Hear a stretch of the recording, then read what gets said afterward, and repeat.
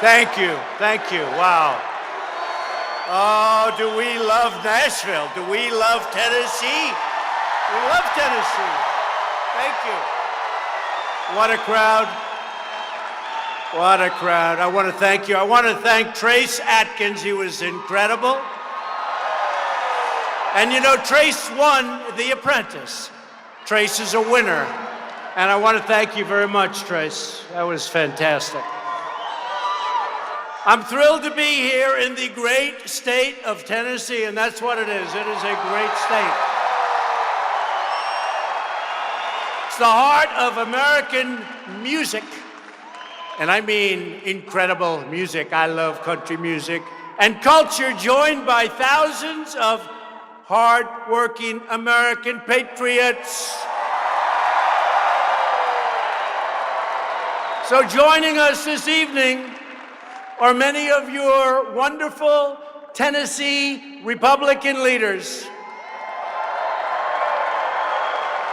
Well, this feels just like before our election. This is a big crowd of people. There's a lot of people. A lot of people. With bad weather and bad everything, and they're still coming in. We love you. We love you. Thank you. And we're producing for you. We're really producing. You know, people are saying that we made certain promises, and I'm the only politician. Can you imagine the word politician? I never thought that was going to happen. I don't even like it. But I'm the only politician that produced more than I said I was going to produce, and we're only 1.5 years in.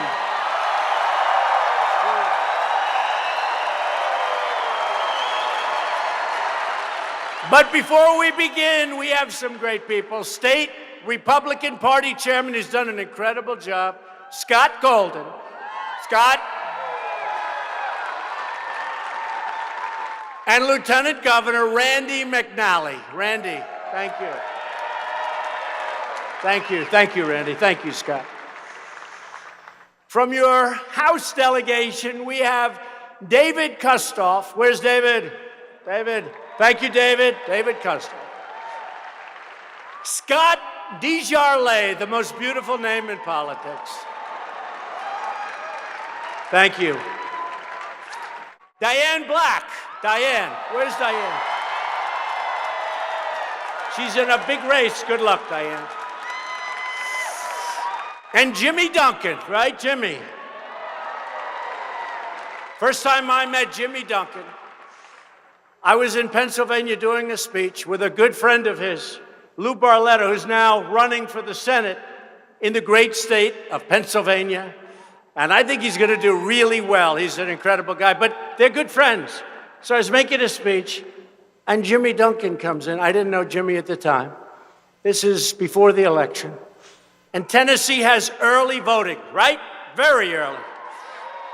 And this is like 3 weeks before the election, and he comes up and he goes, you know, Mr. Trump, see, then it wasn't Mr. President, it was just Mr. Trump.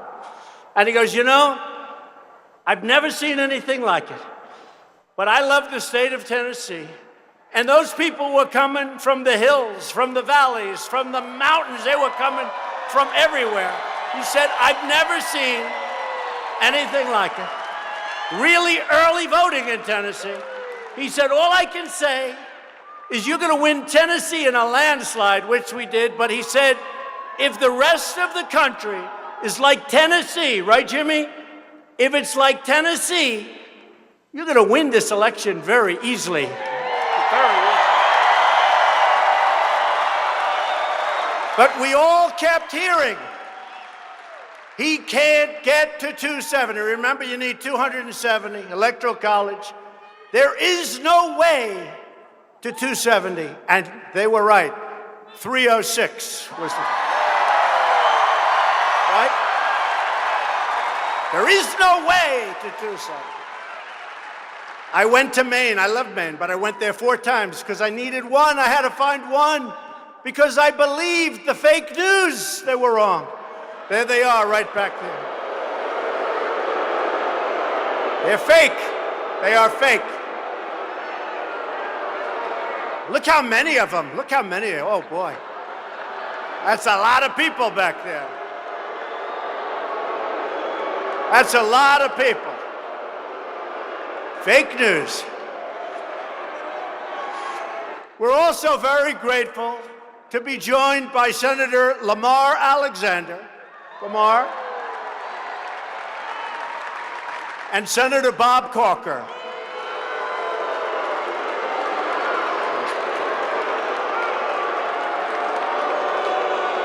And finally, the person we are all here tonight to support, the next United States Senator from the great state of Tennessee, a very, very early supporter of ours, and a really wonderful woman. She loves your state. She loves your country. She's going to win. Marsha Blackburn. Come up, Marsha, for a second. Marsha.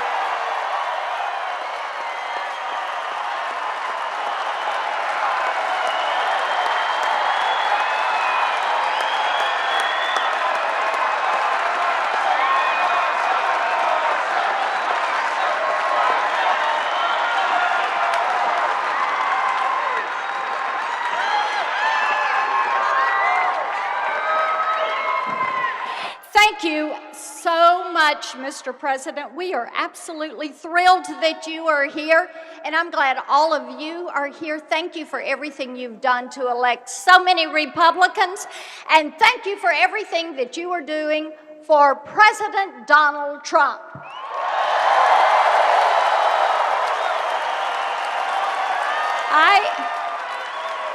I've got to tell you, he has had an amazing 18 months as Supreme Court Justice, 40 federal judges, repealing record number of regulations,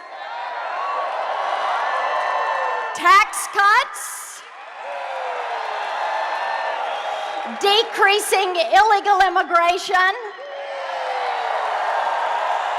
standing up to China and North Korea, defeating ISIS in Syria. Let me tell you, that is what you call getting the job done.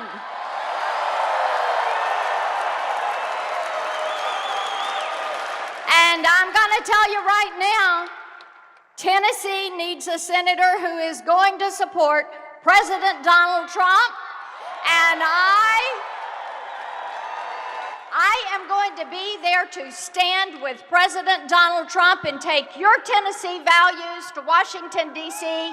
to fight with him to get the job done. Thank you all so much.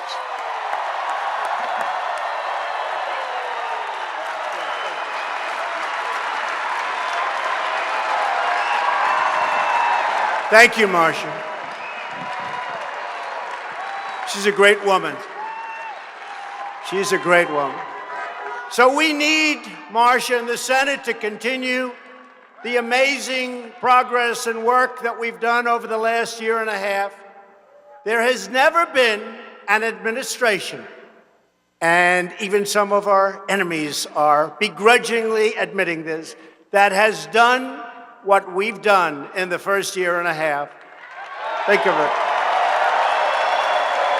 We've created 3.3 million new jobs since Election Day. Now, if we would have said that before the election, that I'm going to create 3.3 million new jobs, we would never have survived the onslaught from the fake news. They would not have accepted it. They wouldn't have accepted it. They would have said, there's no way you can do that. Unemployment is at its lowest level since the turn of the century. Now, you know, the actual number is 19 years, but I said, let's see, 19 years, that brings us into the last century. I love the sound of the turn of the century. Right? So I said, let's not use 19, let's say the turn of the century, but that's a long time. African American unemployment and Hispanic American unemployment are at their lowest levels in history.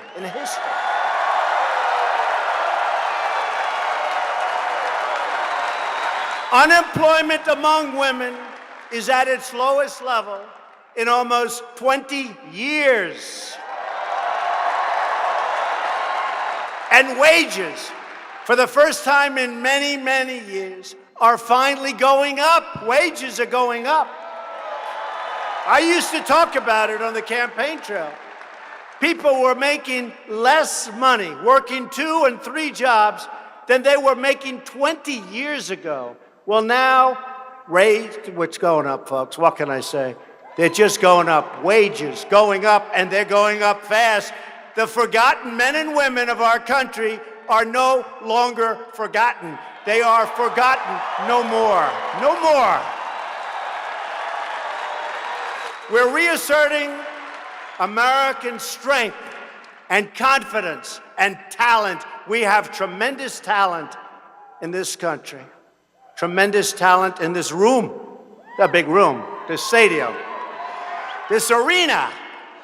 We have tremendous talent, and our strength is being respected again.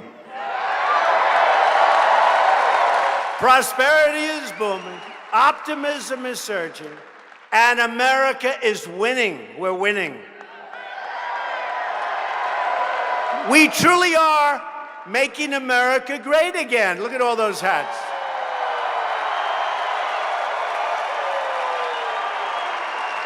But most importantly, our country is respected again all over the world. We're not making apologies. We're not making excuses. We're respected again as a country.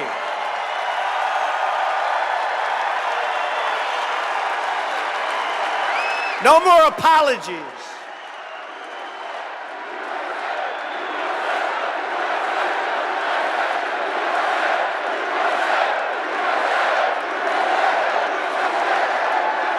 But to keep this momentum going, to continue this incredible progress, to keep on winning, you have to vote Republican in November. You see what's happening with the Democrats. So Marsh's very liberal Democrat opponent, Phil Bredesen. I never heard of this guy. Who is he? Who is he? He's an absolute, total tool of Chuck Schumer. He's a tool of Chuck Schumer and, of course, the MS-13 lover, Nancy Pelosi.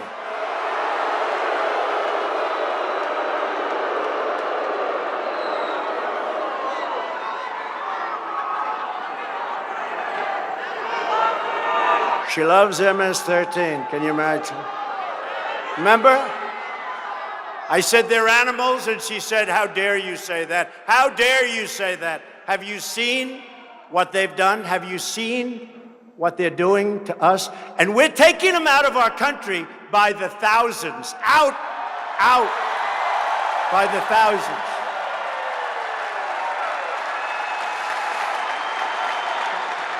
So Philbert was recruited by Schumer to run for the Senate. He had to get Pelosi's approval. Can you believe this? And if Bredesen were ever to get elected, he'd do whatever Chuck and Nancy, remember the term? Chuck and Nancy. They don't want the wall. They want open borders. They're more interested in taking care of criminals than they are in taking care of you. Bredesen donated a lot of money to the campaigns of Barack Obama and Hillary Clinton. Crooked Hillary.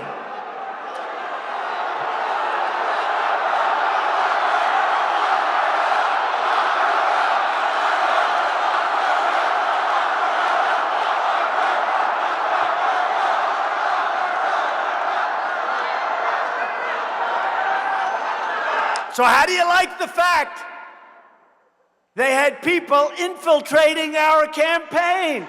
Can you imagine? Can you imagine? Can you imagine people infiltrating our campaign? Is there anybody in this big, beautiful arena right now that's infiltrating our campaign? Would you please raise your hand? That would take courage, huh? Now, look, you take a look at what's going on. Never in the history of our country has something taken place like took place during this election. In all fairness, I'm no fan of crazy Bernie Sanders. I'm no fan. But I want to tell you, he got screwed. He did. He did. Crazy Bernie, he still doesn't know what happened. No, he doesn't know. I saw him on television. I don't know what happened. Me too, I thought he was winning. But it helped me because we were very, very cautious and we worked hard. Many, many speeches a day, that last month of campaigning. And some of the polls got it right, but I'll tell you what, I'd see the crowds like this. I'd go one to another all over the country. She'd go there. The only way she filled up the arena was to get Jay-Z. And his language was so filthy that it made me like the most clean-cut human being on earth. It's true. True.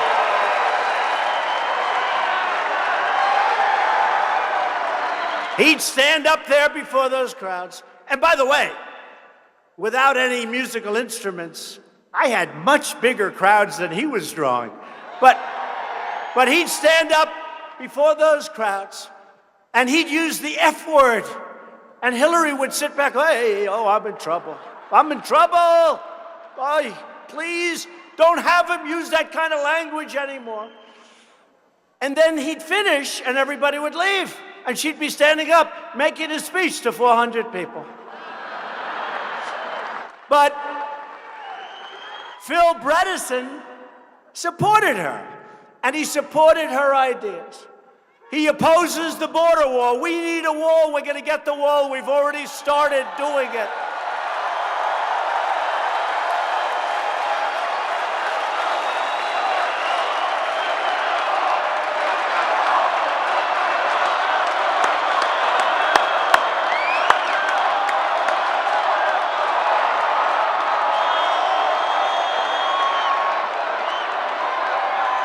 So we've already started. We got $1.6 billion in the last approval.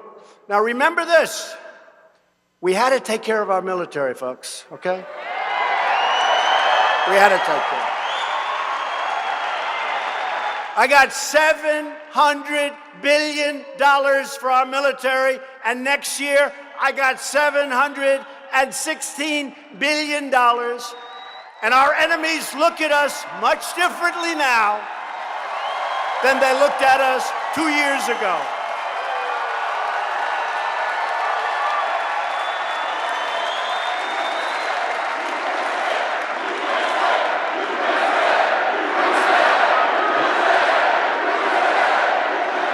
We also, by the way, very important to all of us, we got $6 billion, that's B, billion, 700 B, billion, but we got $6 billion for opioid and getting rid of that scourge that's taking over our country.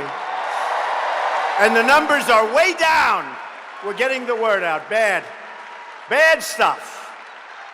You go to the hospital, you have a broken arm, you come out, you're a drug addict with this crap.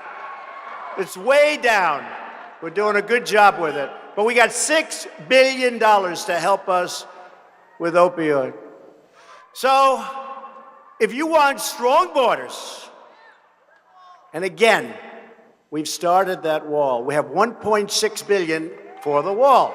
We've started the wall, and in San Diego, they came to us. They wanted the wall in California. And you heard this story. I said, don't give it to them, because we lose a lot of energy. They wanted it so badly. They got tired of illegal immigrants walking across their front lawn. Can you understand that? Isn't that terrible that they got tired? Why shouldn't they have people walking through their living room? Why? So they wanted the wall. So I said, nah, let's wait. Then they said, go ahead and build it. We got a good price. So we started to build it. Then I had second thoughts because the governor of California, who loves sanctuary cities,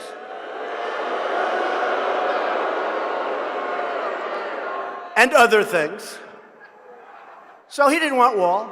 But they were putting so much pressure, so I decided to do it. Then, in the middle of doing it, it's beautiful, it's big, nobody's crossing it very easily. Not one of those that you can just scoot to the top. This is a real wall. So, what happened is, in the middle, I sort of had second thoughts. You ever have second thoughts about something? I said, let's stop building the wall because we get more pressure put on this crazy governor, where the taxes are high and the crime is high. Other than that, he's doing a fantastic job, okay? In California, I have property in California that I don't care about anymore. When you do this job, there's only one thing that matters. That's getting it done properly. It doesn't matter. Getting it done. Who cares? Who cares? You have property. Big deal. So I said, let's stop building the wall. I said, how much would it cost? Because I know too much about contractors. I think half the room is contractors. Look at these people. I can tell a contractor. I can smell a contractor, believe it or not. Got a lot of contractors in this room. So I said, find out how much it would cost to stop. And one of the generals said, sir, it wouldn't cost anything to stop. I said, really? Find out. Well, he came and he said, it's $7 million to stop. I said, all right, keep building it, okay? I'm not going to stop it for that, right? We got to get it done. So we're doing the wall. We started the wall. But we need about 700 miles of wall. It's 2,000 miles. We need about 700 miles of wall. We're getting it. We have a lot of natural barriers that are better than any wall you could build. But we're getting it. And for those people, remember I used to say, and who's going to pay for the wall, right? Remember? And these guys all think, oh, we finally have them. Because Mexico said they're not going to pay for the wall. What does that mean? What does that mean? We're renegotiating NAFTA. Remember what I said. We are having, you remember I said to Tennessee, I said to everyone, we have such a bad deal with Mexico. We have such a bad deal with Canada. We lose with Mexico over $100 billion a year with this crazy NAFTA deal. Think of it, it's impossible. We lose $100 billion a year, and that doesn't include the billions of dollars of drugs that flow into our country. That's not included. That's probably another $100 billion, probably more than that, and it's really destroying our youth. We're going to stop it, and we have been stopping it. And immigration is down much, but we need border wall. We got to have a change in our laws. Our laws are the worst laws of any country anywhere in the world. Catch and release. Did you ever hear? You catch, you take their name, and you release. Oh, great, wonderful. Then they're supposed to show up to a court. There's only one problem, they never show up. So we're working on it. We're having a real problem. The Democrats want to use it as a campaign issue. And I keep saying, I hope they do. The fact is, the Democrats are lousy politicians. They're lousy on policy. I happen to think them allowing open borders, which we don't allow anyway, but they make it very difficult. But them allowing open borders, that's a good issue for us, not for them. But the one thing they do is they stick together. It's always like 48, 49, nobody leaves in the Senate. They stick together. They always vote like 100%. Okay? So we need more Republicans. We're going to get them. We're going to get the wall done anyway. Mexico, I don't want to cause a problem. But in the end, Mexico's going to pay for the wall. I'm just telling you. all right? I don't want to cause any problem. But in the end, Mexico's paying for the wall. They make all of this money, and they do absolutely nothing to stop people from going through Mexico, from Honduras and all these other countries, the caravan, all of this stuff. They do nothing to help us, nothing. They're going to pay for the wall, and they're going to enjoy it, okay? They're going to enjoy it. They do nothing for us. So if you want strong borders, and if you want not only that, we have to do something with the lottery. We have to do something with chain migration. We have a guy in New York a year ago. He ran over and killed 8 people, right? 8 people. And nobody ever talks about the people that were injured. Did you ever notice? They say 8 people would die. Well, about 12 are just horribly injured. They lose an arm, they lose a leg. These are people that are running alongside of the Hudson River, which I know so well. And they're running. And this maniac takes his car, he's driving fast, he goes, he knocks off as many people as he can. 8 people killed, many people badly injured, missing a leg, missing an arm. Can you imagine? These are people different from me in the sense that they want to run. I don't want to run. They want to run. And they go and they work hard and they want to look good. And they come home because of this maniac and others like him. Look at what's going on all over the world. Look at what's going on. Look at what's happening to Europe. So they go and they take this man, right? And he got here and he's got 22 people that came in. His mother, his father, his grandmother, his uncle, his brother, his sister. You got 22 people come in for this one guy. That's called chain migration. 22 people. And then, of course, you have the wonderful lottery system that was started by Chuck Schumer, or sometimes referred to as Crying Chuck Schumer, right? Crying. He's so always so. I know him for so many years. I know him from New York so long. Crying Chuck. Remember, he was crying. He was so sad. He got up, he was crying. He was working those tears. He was trying so hard. He was trying so hard that actually they weren't tears, it was sweat he was working.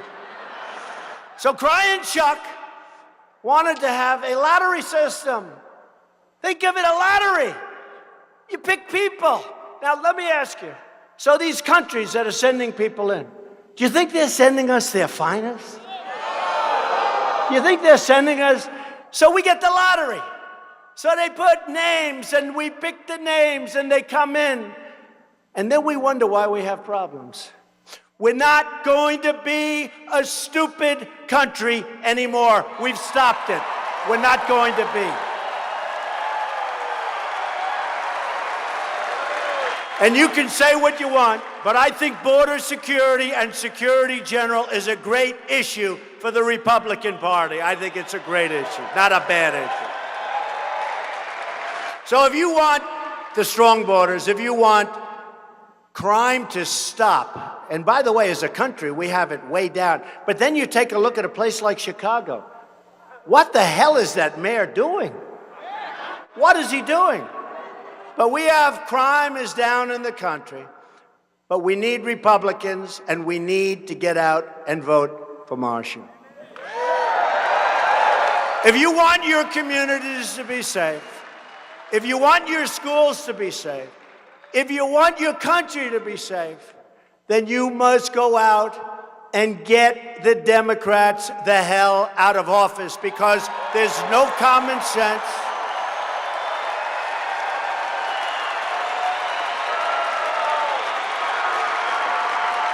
And we're going to defend our borders, and we're going to fight hard on crime.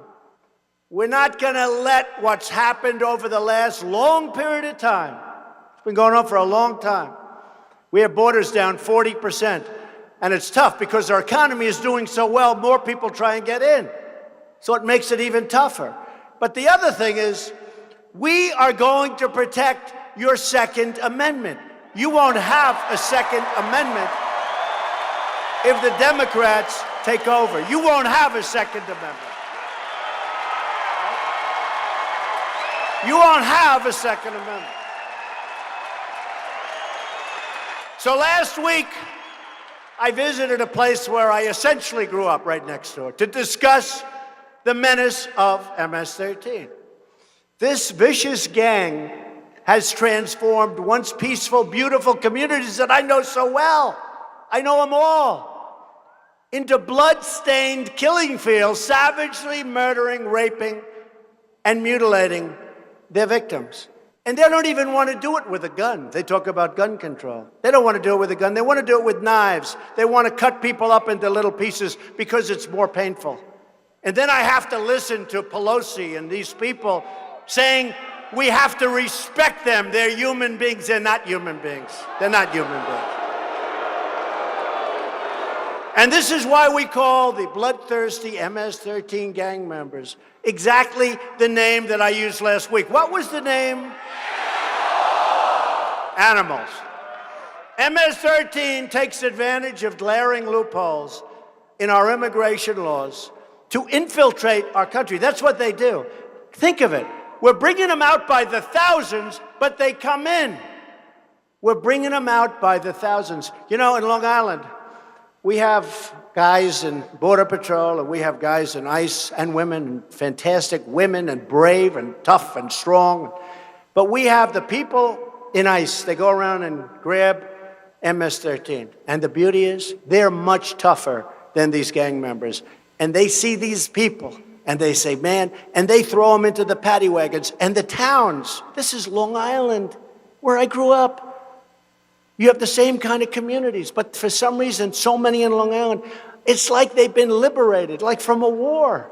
It's like the enemy has been taken out, and the people are dancing, and they're waving, and they're looking out their windows, and they're waving to the ICE people. Those people are incredible, brave, tough people.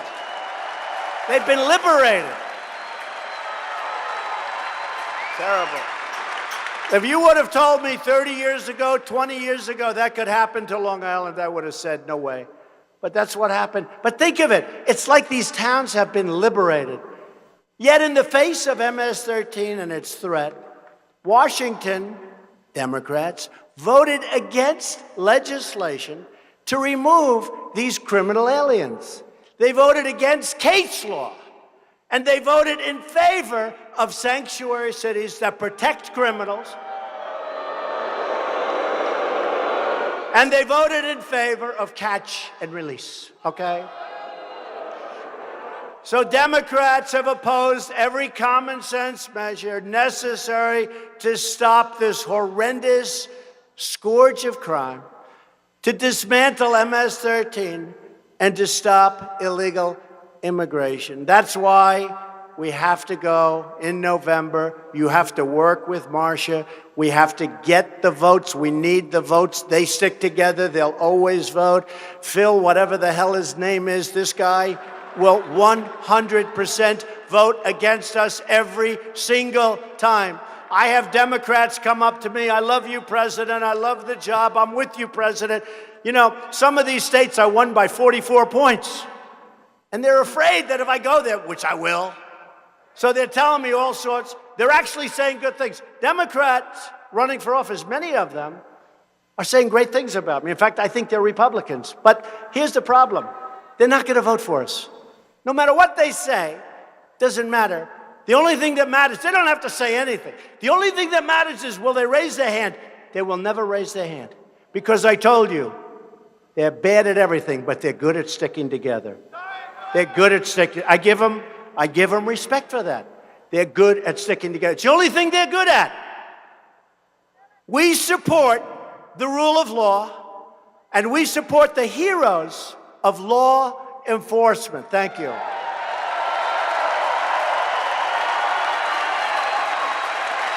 And we defend our Constitution.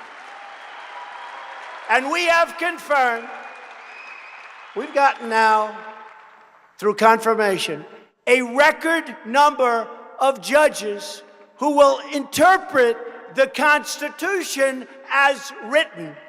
As written. We have pride in our history, and we have respect for our great American flag. We put our hands on our hearts for the Pledge of Allegiance. Put our hands on our hearts. And we always proudly stand for our national anthem. Thank you. What's that all about? Guided by these shared values, we've already accomplished more than anyone ever dreamed possible. A year and a half, that's all it is. We have not let you down. I'll never let you down. Never. We've passed the largest tax cuts and reform in American history. Larger than Ronald Reagan many years ago. And you know, when I got involved, I said, you got to help me with this, because why have you never been able to pass tax cuts? You might have heard this story. And they said to me, sir, I don't know. We just can't pass them. I said, can I see a few of these bills over the years? You know, I looked at one from 20 years ago, 10 years ago, 30 years ago. But it doesn't say tax cut. It said the Tax Reform Act of 1994. Tax reform. It says things. What does reform mean? It might mean you pay more taxes. It didn't say cuts. So I meet with the politicians, and they've been doing it much longer than me. Remember that. I've only been doing it for a couple of years, right? But we have common sense. I say, wait a minute. When you pass the Tax Reform Act of whatever year, nobody knows it's tax cuts. Well, I think they do. Oh, great. Let's give everybody an education. We're going to give 350 million people an education. You got to call it the Tax Cut Act. The Tax Cut Act.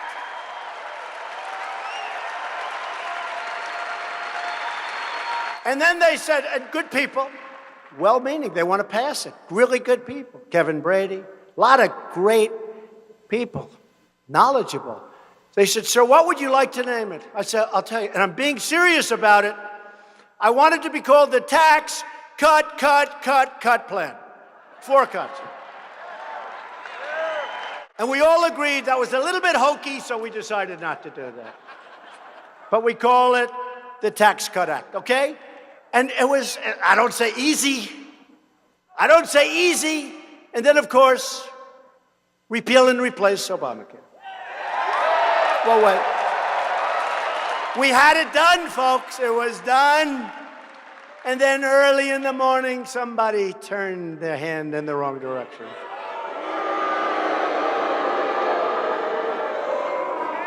That cost our country a lot. That was a very, very terrible thing that happened that night. That was a very terrible thing. That cost our country $1 trillion in entitlement saving that nobody would have known. It would have given us a good health care plan, and that cost us a lot. And nobody knew that was going to happen because we had it done. Repeal and replace. And the person that voted that way only talked repeal and replace. He campaigned on it. So I'll tell you this. Forget that. We are coming up with great health care. Our Secretary of Labor is coming out with a plan in 2 weeks. Association plan. Going to be great. Our Secretary of Health, Alex, we have Alex Acosta. You know that? I have my 2 Alexes. Both my Alexes are coming out with plans that are phenomenal plans. Phenomenal plans. Alex Azar, Alex Acosta, and they'll be out over the next 4 weeks. It's going to cover a tremendous amount of territory. Plus, in the tax cuts, what did we get? The individual mandate is out the window. That was the most unpopular part of Obama. So unconstitutional. That was where you have the privilege of paying a lot of money so that you don't have to pay for health care because you're not going to get it, okay? So you pay not to have to pay for health care. In other words, you're not going to get health care. You pay for the privilege. Think of it. You pay for every time I think of this, you pay for the privilege of not getting health care. Great. That's a great one. I love that. Was an Obama special. Who would think of that? Who would think of it? So we got rid of the individual mandate. We also got Anwar in Alaska in the tax cut plan.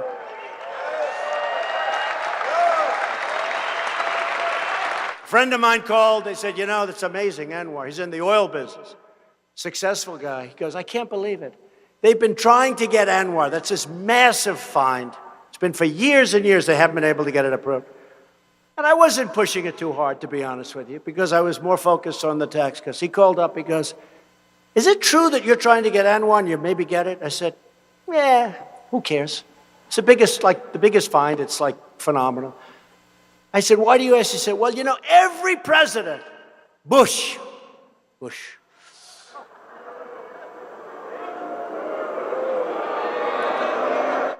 trillion in the Middle East. It's great. Great investment. It's great. A lot of death and blood and money. Horrible. Bush, everybody tried to get. So he said, people have been trying to get that approved since Ronald Reagan. I said, what about Reagan? He tried also. They failed. When I heard that, I said, you got to get Anwar approved. And we got it approved as part of the... I never knew it was such a big deal. It's actually a big deal. And the people of Alaska, who are great, they're working on it right now. They're moving it along. Last week, we passed new landmark legislation to give choice to our great veterans. It's going through. We're going to have it. It's going to be incredible. We're going for choice. Haven't finished the process yet.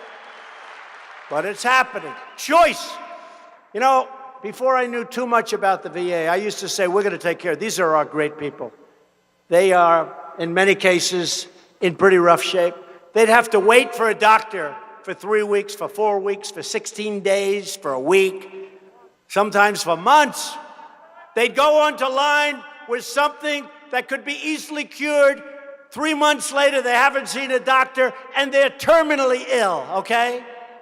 And I said, we have to help. And I didn't know too much about it, but I said, you know what makes sense to me? They wait for the doctors, they can't get in. You know what makes sense to me? Let them go out to a private doctor who's looking for business and let the government pay, right?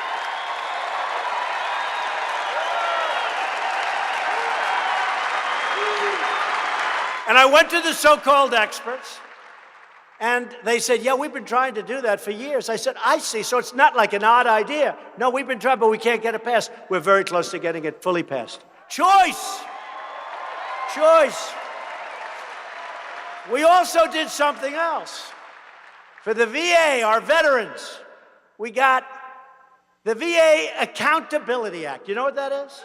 You know what that is? Now, we all love the unions. We all love civil service. But the power that they have, you couldn't get it. For years and decades, they've tried to get accountability. So people would treat our vets badly. You had sadists. You had people that would be terrible to our vets, and you couldn't fire them. You had people that would steal. They'd rob. You'd catch them. You couldn't fire them. And I had what's called the VA Accountability Act. Nobody thought I could get it through. Nobody. Because of the unions, hey, I understand, and because of civil service, which is very powerful. We got it through. I signed it a couple of months ago. Right? And now, when somebody steals, or when some sicko hurts our great veterans, we look them in the eye and we say, Jim, you're fired. Get out of here. Get out. And they're gone. They're gone. They're gone. VA Accountability Act. I'm proud of that one. Nobody talks about it. By the way, these guys don't talk about it. They never talk about it. They never talk about it. They don't even talk about it. Something good happens, they don't want to, and it's mostly good, I will tell you. They don't want to talk about it. This month, just like I promised during the campaign, the United States officially opened the American Embassy in Jerusalem.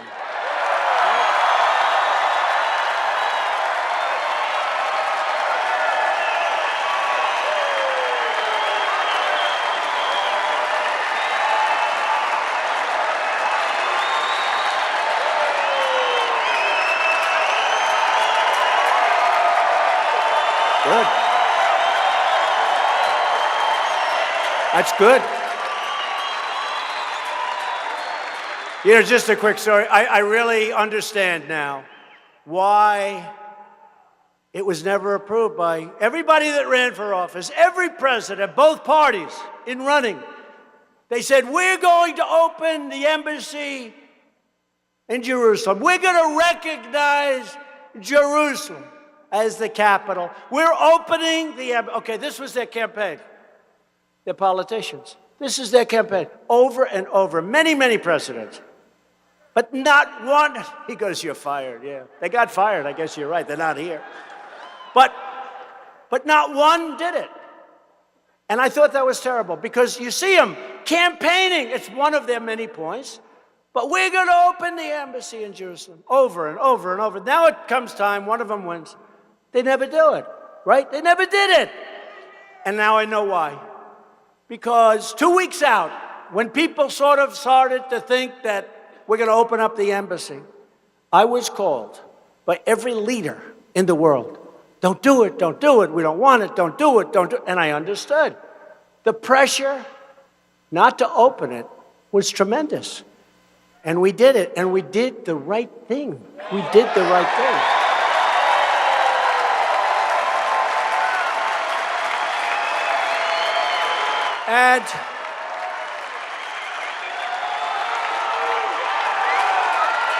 And after, I'll tell you a little business story, fast one. But after it was approved, I told the generals, and John Bolton is here someplace. Where's John Bolton? Great John Bolton. They think he's so nasty and so tough that I have to hold him back, okay? It's pretty great. And he's doing a great job.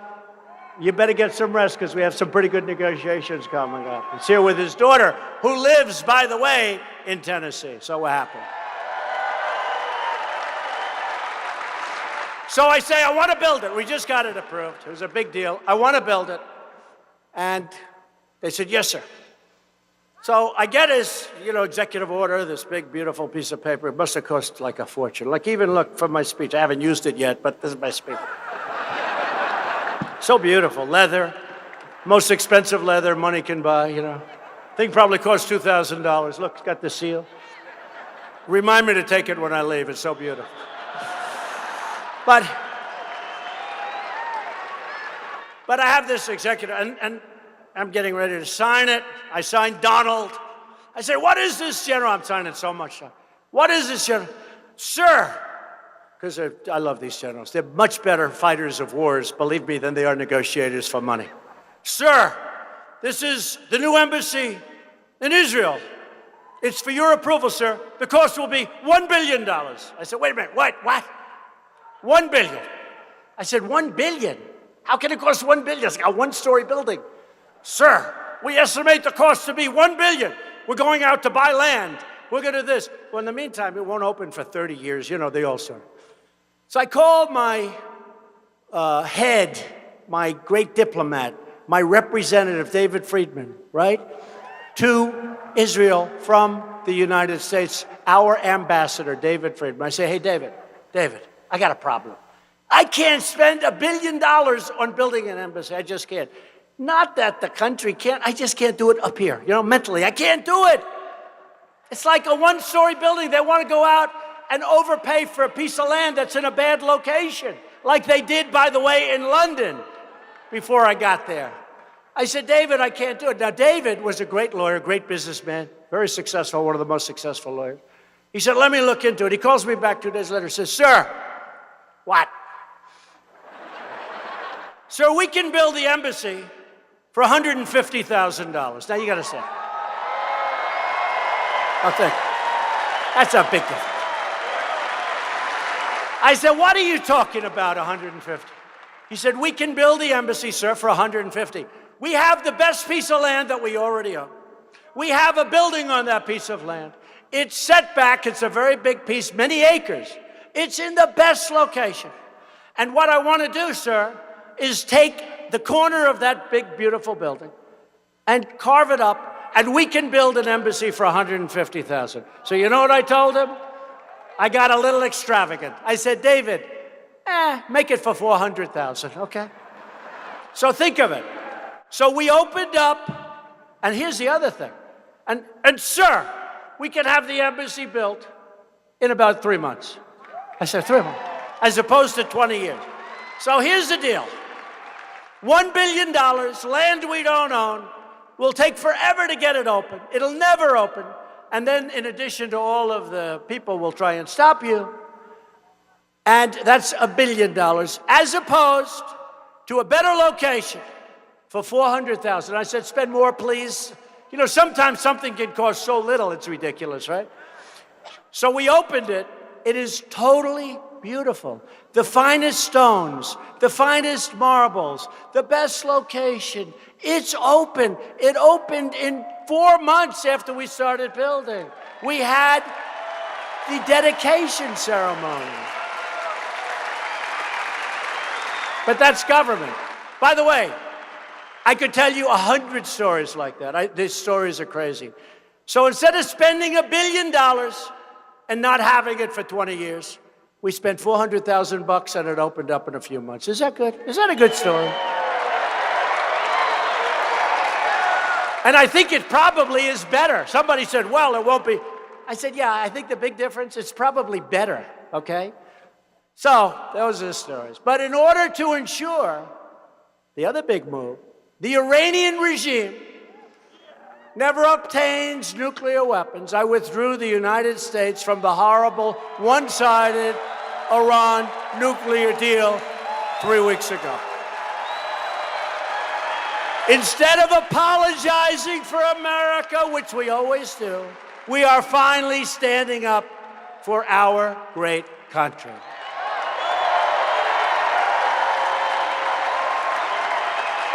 And that's why in November, we will reverse a trend. When you win the presidency, for some reason, you always end up losing the House, losing the Senate. It's like 90% of the time. Makes absolutely no sense. But I think what happens is you get complacent. You worked, all of you people in this room, some of you are friends of mine, some of you I recognize, but you work so hard in Tennessee, they're working hard all over the country, and you win. And now you sit back and you relax.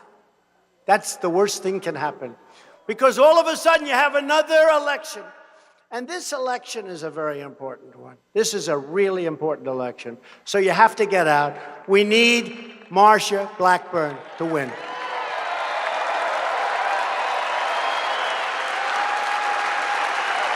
And it's going to be a very special time. So we'll deliver all of our citizens. We'll deliver all of our promises. Together, we will lift up our country. We'll lift up millions and millions of Americans from welfare to work, from dependence to independence, and from poverty to prosperity. And that's what we're doing. That's what we're doing.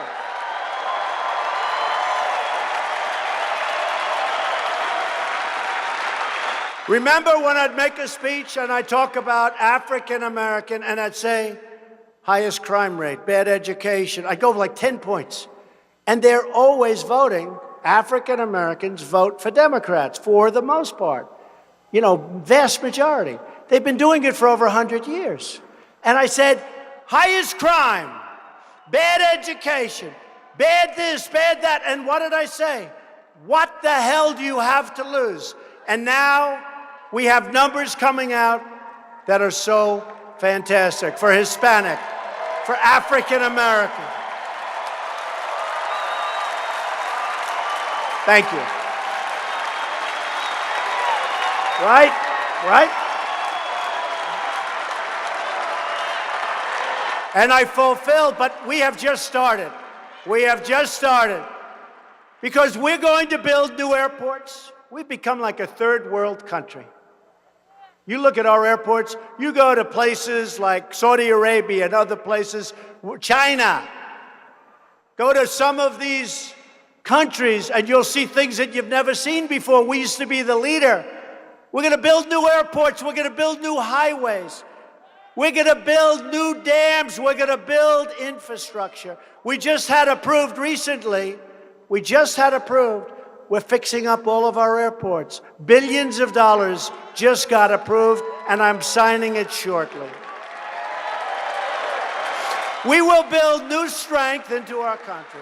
We will breathe new hope into our communities.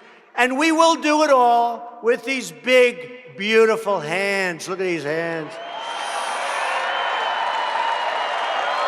Because we've got more capability, we've got more grit, and we've got a thing called American pride, and nobody has it like us. Loyal citizens like you, the people of Tennessee, help build this country, and together we are taking back our country. We're returning the power back to our great American patriots.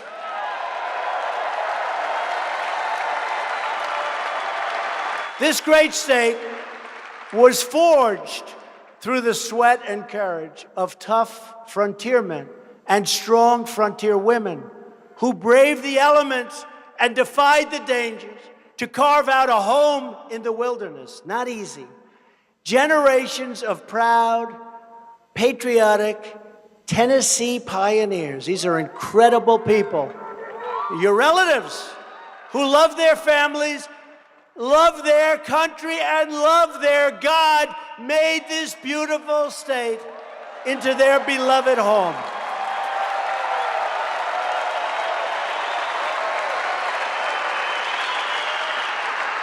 This is the state of country music, of Nashville legends. We love those legends. And of Memphis blues. It's the state of Andrew Jackson, a great president and a great general, by the way. It's the state of Davy Crockett and Sergeant York.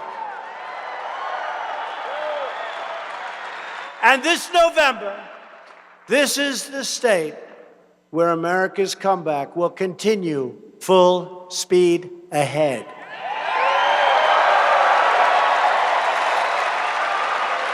We stand on the shoulders of American heroes who have what we have done.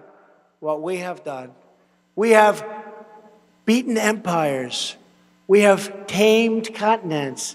We've triumphed over the worst evils in history. We have triumphed over evil like nobody's ever seen before. Our ancestors, they crossed the oceans. They blazed the trails. They climbed the mountains and created the modern world with their own two hands.